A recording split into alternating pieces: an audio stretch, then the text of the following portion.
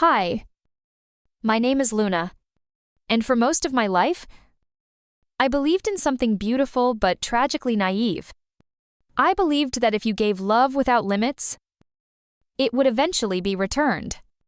That if you poured your soul into someone, one day, they'd hold your hand in gratitude.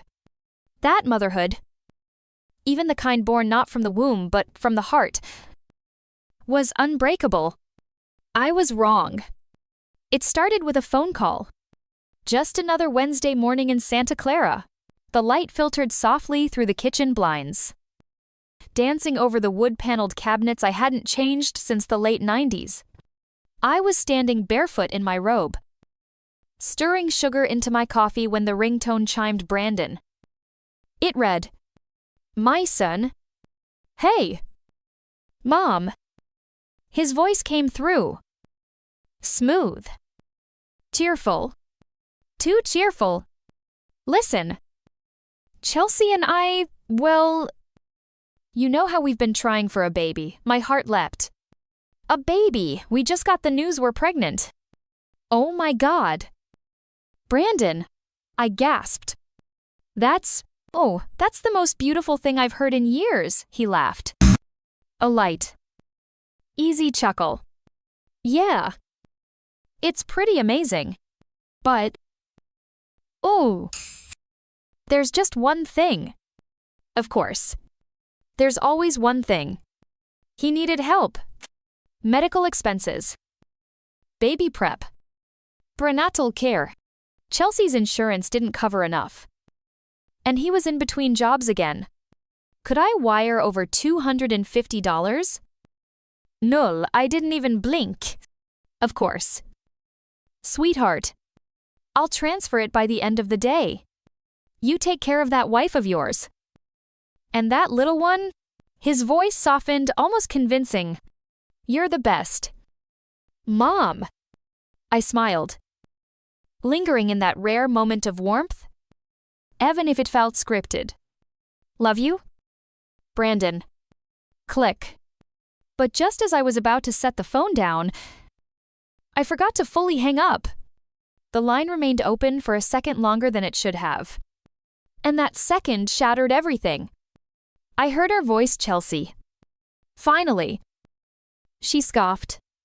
"The old woman sent the money." Brandon snorted. "Took her long enough.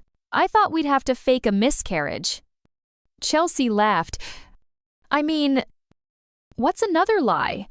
At this rate, she'd give us the house if I told her the baby's due tomorrow." My fingers went cold. My grip tightened on the phone. Knuckles whitening. I waited desperate for Brandon to push back. To correct her. To defend me. He didn't. "She's always been a sucker," he said. "We just have to keep the act going until we figure out how to make her sign over the deed." There it was. Not just betrayal. Calculation. Cruelty. The air around me changed. I could hear the blood rushing in my ears. I sank onto the kitchen stool as if gravity had grown heavier. The warmth in the room turned to ice. I stared at the picture on the wall, me holding Brandon at his high school graduation. He had that same lazy grin even then. Standing proudly in a cap and gown I'd sacrificed everything to help him earn. And now, I realized that smile wasn't pride. It was entitlement. That night, I didn't sleep. My mind replayed every late bill I'd paid for him. Every loan I forgave. Every tear I wiped off his cheek after yet another screw-up. I remembered when he called me sobbing from Las Vegas, buried under thousands of dollars of gambling debt. I drained my savings to rescue him. And when I tried to put boundaries in place, he screamed, threw things, swore I was ruining his life. But I never stopped loving him, because I thought that's what mothers did. Until now, 2 days later, they showed up unannounced. Brandon, with his perfectly rehearsed smile. Chelsea, carrying a gift bag full of vitamins and fake warmth. "Hey!" Mom Brandon grinned. "Just thought we'd come by. Check in. Brought you some supplements. Got to keep you healthy." "Right," Chelsea chimed in like she was auditioning for a role. "You're going to be a grandma. Luna, you need to stay strong for the baby." I looked at them. I mean, really looked. 2 actors. A script. A production with one purpose: take everything I had. "Well," I said with a gentle smile, "come on in." They thought they were playing me, but they didn't know the show had only just begun. That night, I couldn't sleep. Every time I closed my eyes, I saw Brandon at 5 years old, running barefoot across our old backyard in Fresno. Chocolate ice cream smeared across his cheeks. His laugh was wild and free before the lies, before the debts, before Chelsea, back when I thought I was doing everything right. No. That laugh echoed in my ears like a cruel joke. I tossed and turned in bed, tangled in cotton sheets that felt more like chains. I kept asking myself one question, over and over. Like a loop, I couldn't escape. Was I being too harsh, too cold? But if I were cold, would I have forgiven him so many times? Would I have opened my checkbook, my door, my heart again and again, even when it hurt? I thought love meant sacrifice. That love would eventually transform, heal, teach. But maybe all it taught him was how easy I was to break. And then came the moment that shattered me for good. It was a Sunday morning. The kind with sunlight that pours through the windows and makes the hardwood floors glow. I stretched, yawned, and instinctively reached down the side of my bed where Whiskey, my 12-year-old Maine Coon cat, always curled up beside me. But the space was empty, cold. I sat up. "Whiskey," I called gently, scanning the room. No soft paw steps. No jingling collar. Just silence. I walked through the house, peeking into the guest room, the laundry nook, even under the couch. Nothing. His water bowl in the kitchen was untouched. His food dish was gone. A sharp panic rose in my throat. My hands began to tremble. I rushed out to the backyard. Whiskey here. Baby Whisk, still nothing. Brandon was in the living room, sipping orange juice and scrolling on his phone like he hadn't a care in the world. Chelsea was in the kitchen, painting her nails a pale nude. Like always. "Have either of you seen Whiskey?" I asked, trying to keep the worry from cracking my voice. Brandon didn't even look up. "Yeah," he said casually. "I took him out this morning." My heart skipped. Took him out where? He shrugged. Dropped him off somewhere. He was in the way. I stopped breathing for a second. What? He finally looked at me, eyes dull and bored. "Come on." "Mom." "He's old." "You're old." "What do you need a cat for anyway? You've wasted over a decade and who knows how much money on that fur ball." "I did you a favor." Chelsea didn't even blink. She dabbed her cuticle with a tissue. "Honestly, Luna, you should be thanking him. That cat was unsanitary.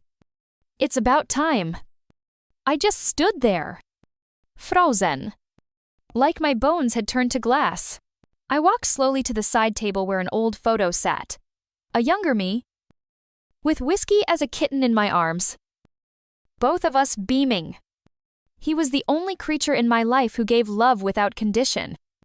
He never judged me for being single, for being tired, for being human. He was loyal in ways Brandon never learned to be. And now, he was gone.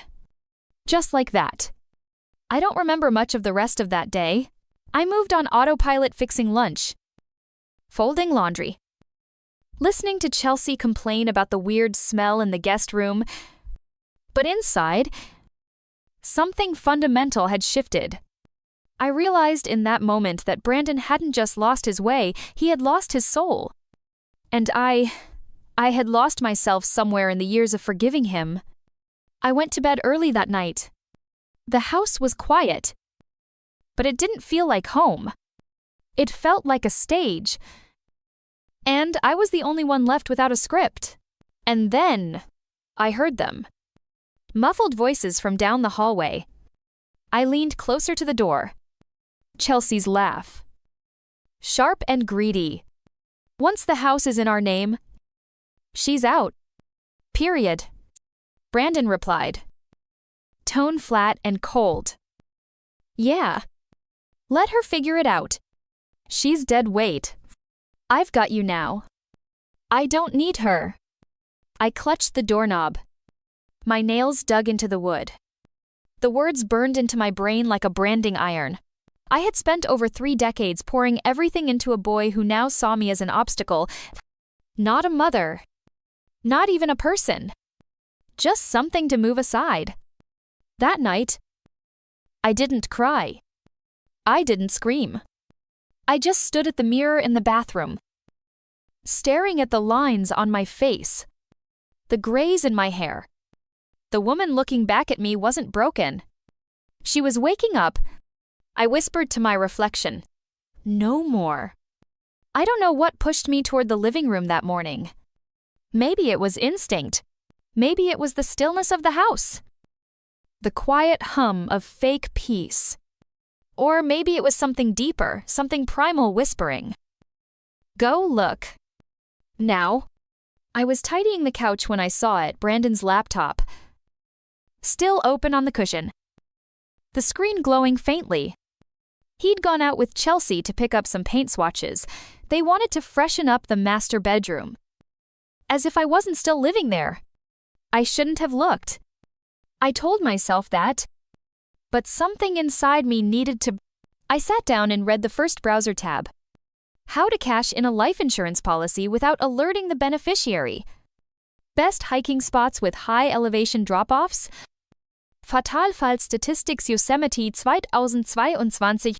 Transferring estate assets post-accident. My hands went numb. I scrolled. Slowly. As if each line could suddenly disappear. But it didn't.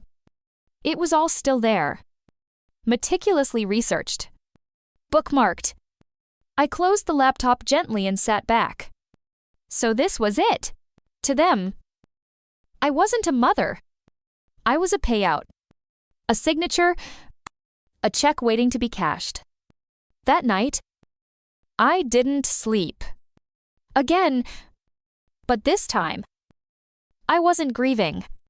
I was planning.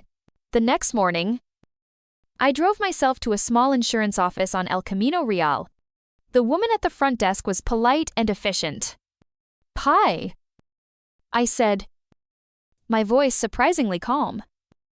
I'd like to check if anyone has taken out a life insurance policy in my name. Luna Hastings. She typed for a while, squinting at the screen. Then her eyebrows lifted. Yes. Ma'am. Actually, you're listed under our Premier Elite coverage. Very high value. Premiums paid in advance. Strange it was open just a few weeks ago. I nodded slowly. Can I get a copy? She hesitated. You're the insured party. So yes. One moment. When she handed me the file, I stared at it in my lap for a long time. It was real. It was all real. Brandon had invested in my death. That evening, they were waiting for me in the living room like nothing had happened. Chelsea smiled with those perfect, unnerving teeth. Luna, we were thinking, what do you say to a little getaway? Just the 3 of us. You've been cooped up too long. Some fresh air might do you good. Brandon chimed in. Yeah. A few days in Yosemite. I booked a cabin near the North Rim Trail. You'll love it. The North Rim. I'd read the same trail in the browser history. Unstable ledges. High drop-offs. No cell reception in many areas. I looked at them, two polished predators in designer loungewear, and smiled softly. That sounds wonderful. They weren't expecting me to say yes. Not that easily. Chelsea blinked. Recovering quickly. You'll want to pack something warm. It gets cold up there, especially at night. Oh, don't worry, I said. I'll be ready. What they didn't know, what they'd never even bothered to ask, was that I was a former member of the Sierra Mountain Women's Hiking Group. I'd spent over 15 years hiking the Rockies, the Mojave, even parts of Denali in my younger years. I knew wilderness. I knew terrain. And most of all, I knew how to survive. They thought they were taking me to my final resting place. They didn't realize they were the ones walking into mine. We left at dawn 2 days later. Brendan drove, tapping along to some indie playlist. Chelsea applied lip balm in the passenger seat, humming like she hadn't plotted my murder. I sat in the back, silent, staring out the window as California's urban sprawl gave way to dense forests and winding roads. I wasn't afraid. I wasn't angry. I was ready. The air shifted when we arrived. It always does up there, thinner, sharper, charged with something ancient. Pine and earth and danger. We hiked the first few miles without much conversation. Just the crunch of boots against gravel, bird song overhead, the occasional staged smile for selfies. Eventually, we reached a scenic overlook, the kind that makes postcards. Brandon turned to me. Mom, you should sit. You look tired. Here. Have this. He handed me a bottle of electrolyte drink. Chelsea added, we brought energy bars too, just to keep you going. I took both, smiling gently. Thank you. So thoughtful. I unscrewed the bottle cap and lifted it to my lips just enough to make it look real. I never swallowed. The bars, I'd swapped them before the trip with nearly identical ones. I'd doctored myself using the very sedatives I'd found in Chelsea's makeup drawer last week. Funny how careless criminals get when they think they've already won. I waited a few more minutes. Then I let my body slump. Chelsea gasped. Oh my God. She passed out. Brandon kept beside me. Checked my pulse. Anne smiled. She drank it. Damn. That was easier than I thought. I counted to 60 in my head. Then I stood up. Behind me. Both of them were collapsed, twitching slightly. Unconscious. Their plan had worked, just not the way they intended. I slung my backpack over one shoulder, stepped around their bodies, and began the slow, steady descent down the trail. The sun was starting to dip behind the trees, and I had never felt more alive. As I made my way down the mountain trail, my legs moved with surprising steadiness. Behind me, the air grew colder, and I knew the sun would be gone within the hour. That ridge wasn't kind to late hikers. Steep terrain, scattered wildlife, no ranger posts for miles. Let them feel the vulnerability they had planned for me.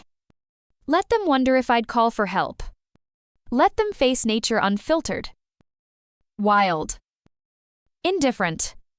About a quarter mile from the base, I heard a faint moan. At first, I thought it was a bird or the wind slipping through the branches. But no, it was a voice. Weak. Trembling. Help! I veered off the trail, cautiously moving through the brush until I saw him, a man lying near a boulder, clutching his leg. Blood soaked his hiking pants, and his face was pale from pain. I rushed to him. My name is Luna, I said gently. You're going to be okay.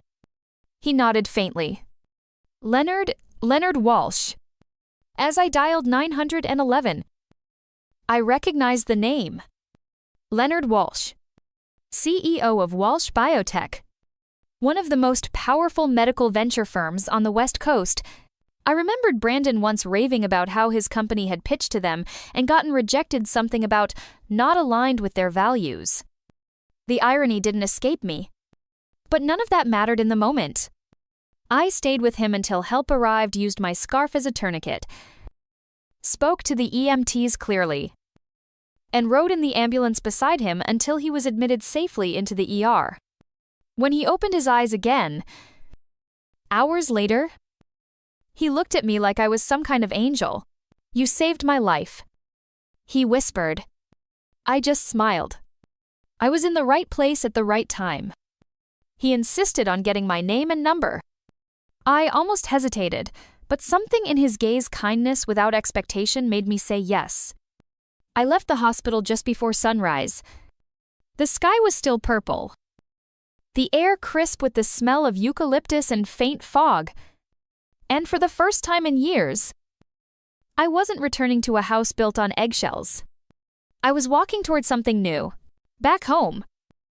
The house was still empty, but not for long. Brandon and Chelsea returned 3 days later, mud-streaked, exhausted, visibly shaken. I had called 911 to report them missing. Of course, played the part of the concerned mother to perfection. "Oh, thank God," I said when I saw them. "You're safe." Chelsea looked at me with suspicion. Brandon said nothing. His eyes were hollow, like something inside him had broken. They collapsed onto the couch, too drained to speak, and I returned to the kitchen, humming. Over the next week, I cooked for them every day. Comfort food, the kind they loved. Creamy casseroles, bacon-loaded breakfasts, buttery pastas. Each meal laced with just enough high-sodium, saturated fats, slow toxins of convenience. It wasn't poison. No, that would be too fast. Too merciful? This was erosion. Let them feel what slow decay tastes like. Chelsea barked orders like usual. Brandon barely acknowledged me. "Luna, can you bring me tea? My legs still feel weird. I think I'm getting headaches from stress." Chelsea whined. "I'm just glad you're both alive," I replied sweetly, setting their plates down with care. Then came the next phase. "I've been thinking," I said one evening after dinner, "you two should take a vacation. You've earned it. Somewhere warm, relaxing." "What about Miami?" Chelsea's eyes lit up. "Seriously, you'd pay?" I nodded. "Of course. Just let me book it." Brandon, still subdued, didn't resist. Within 24 hours, they were gone. Business-class flights, beachfront resort, all expenses covered. And the moment they left, I went to work. I called a moving company, donated every single item they owned: clothes, electronics, vanity products, all of it. Gone. I had their mail rerouted, canceled their subscriptions, changed the locks, transferred the deed back to me. I even repainted the guest room, replaced the bed. By the time they landed in Florida, everything they thought they owned had vanished. And then I sent them the invoice, a clean, itemized PDF of every single charge from their vacation, $22, 784, all of it billed to Brandon Hastings' personal credit line. They hadn't realized I'd used his card the entire time. After all, he once said, "What's yours is mine." "Mom." I figured I'd return the favor. The call came almost immediately. "What the hell is this?" Brandon shouted. "My gift," I said calmly. "You always wanted control. Now you're in debt. Fully and legally. You can't do this. I'm your son. Oh, that's interesting. I said. You remember now. He fell silent. Then rage. Then sobbing. I hung up. And when they tried to come back, tried pounding on the door, screaming in the driveway, I handed them a folder through the crack in the door. Take a look. I said. See whose name is on the deed? Brandon flipped through the papers. Going pale. Chelsea snatched them. Reading line after line. This isn't real. You tricked us. No. I whispered. You tricked yourselves. I closed the door. This time, for good. And inside, I stood in the center of my house, in my silence, and let the weight of survival finally fall off my shoulders. This was no longer a home built for other people's comfort. It was mine. The morning after I shut the door on Brandon and Chelsea, the silence inside the house was different. It wasn't hollow. It was healing. I brewed my coffee the way I used to strong. Black. No sugar. I sat by the window. The one that overlooks the tiny herb garden I'd abandoned long ago. The rosemary had withered. The lavender was dry and stiff. But the mint somehow was still green. Resilient. Like me? I hadn't heard from Brandon in days. But I didn't need to. I knew what was coming. And sure enough, it arrived not a phone call, but a voicemail from the hospital. He and Chelsea had both collapsed in their hotel room. Stress-induced cardiovascular fatigue. Compounded by high sodium levels and exhaustion, the doctors said their systems were overwhelmed, burned out, physically and emotionally. They may never fully recover. The nurse explained gently. Long-term weakness is likely. I thanked her and hung up. No anger. No pleasure. Just closure. That night, I visited the hospital not as a mother desperate to save her son, but as a woman ready to say goodbye. Brandon was lying in bed, pale and sunken, tubes in his arms. His eyes opened slowly when he saw me. Mom. His voice cracked like old wood. I'm sorry. I didn't move. I didn't speak for a long time. Then I finally said, quietly, You're right. You should be sorry for being a thankless parasite. His face twisted, but he didn't fight back. For once, he had nothing left to hide behind. I turned and left. Behind me, the monitors beeped. The nurses rushed in. But I didn't look back. The next day, I got a call. Where are you? The voice asked. I recognized it instantly. Leonard. I'm coming to pick you up, he said. If that's okay. I didn't cry. Not then. But something in my chest, a knot that had lived there for decades, loosened. When he pulled up in front of the hospital, the world seemed quieter. Not because the noise had stopped, but because I had finally stopped listening to the wrong things. Leonard opened the passenger door with a smile. It's been too long, he said. I think it's time we finally take each other seriously. I didn't answer. I just slid into the seat, letting the warmth of his presence settle into my bones. The weeks that followed were slow and kind.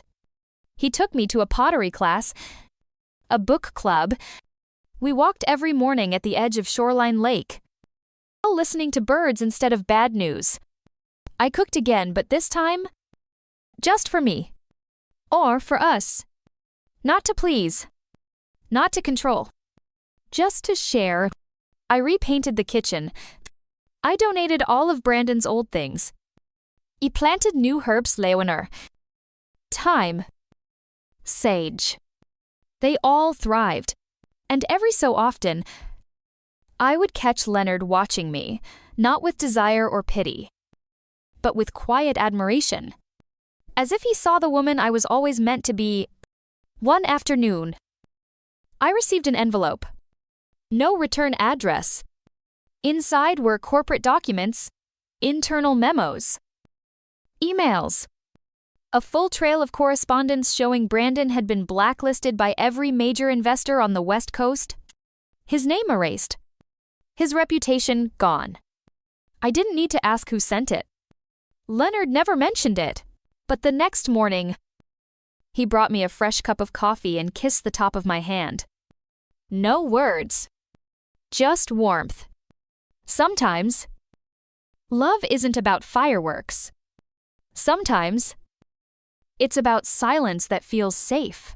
One evening, as the sun was melting into the Pacific and the jazz crackled from the radio, Leonard looked at me from across the porch.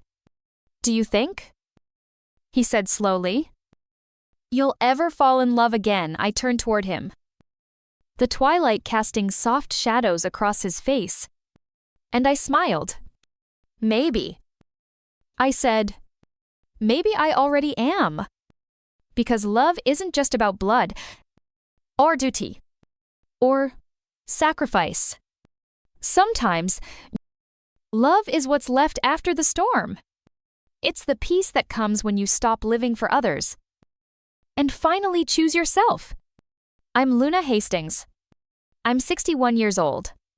And for the first time in my life, I'm free. 6 months passed.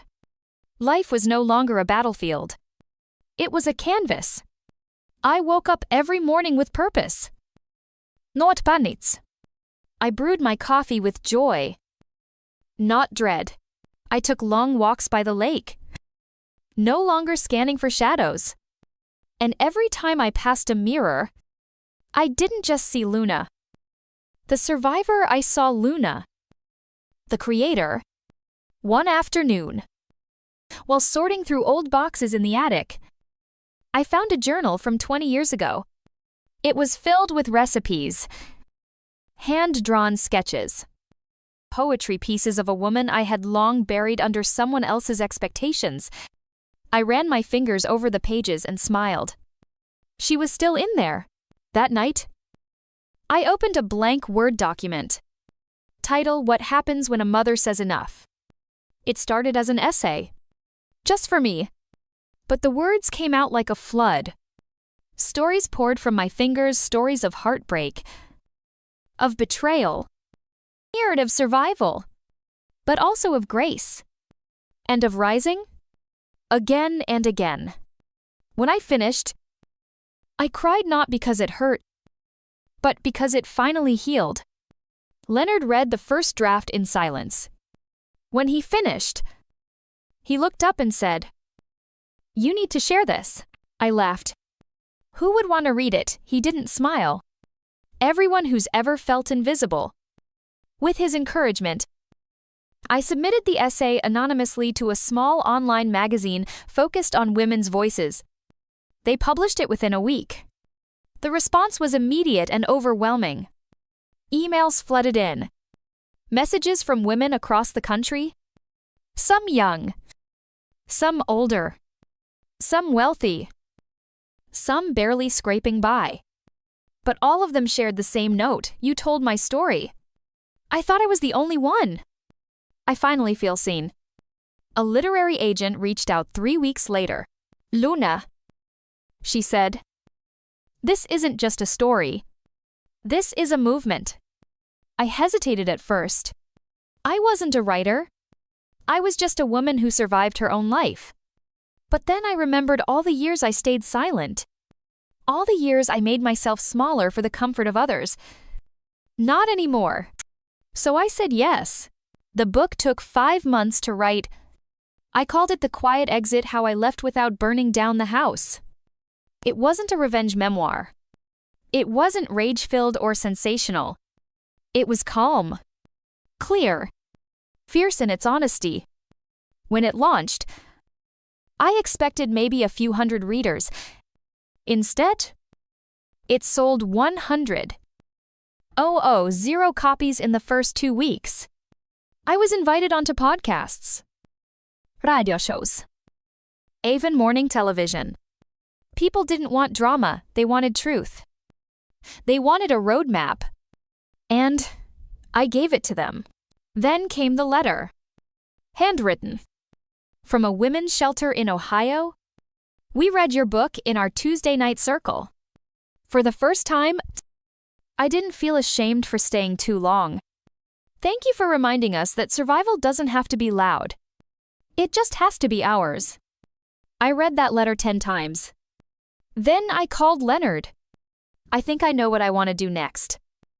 I said, we founded the Still Rising Foundation that fall and quote, end of sext.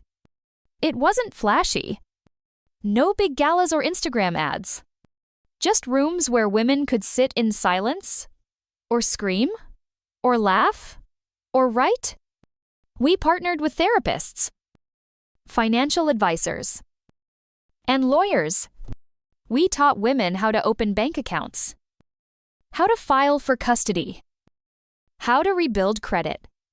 We hosted storytelling workshops, and of Thomas.or we hosted storytelling workshops. We gave them tools, not saviors, just space to save themselves.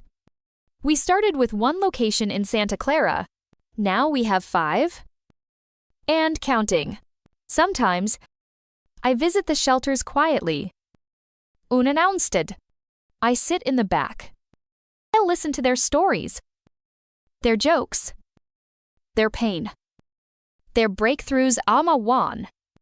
One time, a young woman stood up during a writing circle and said, I used to think strength looked like fighting. But now, I think strength is what it takes to walk away and never explain yourself again. I wanted to tell her how proud I was. I wanted to hug her. But instead, I just nodded and let her shine. A few weeks ago, I got another letter.